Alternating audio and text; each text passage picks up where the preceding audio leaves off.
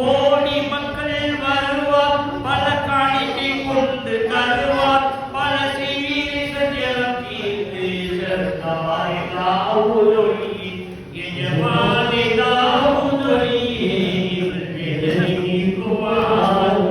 ஒரு வாயில்லாத ஊமை உங்கள் வாசலில் வந்து நின்றார். ஒரு வாயில்லாத ஊமை உங்கள் வாசலில் வந்து நின்றார்.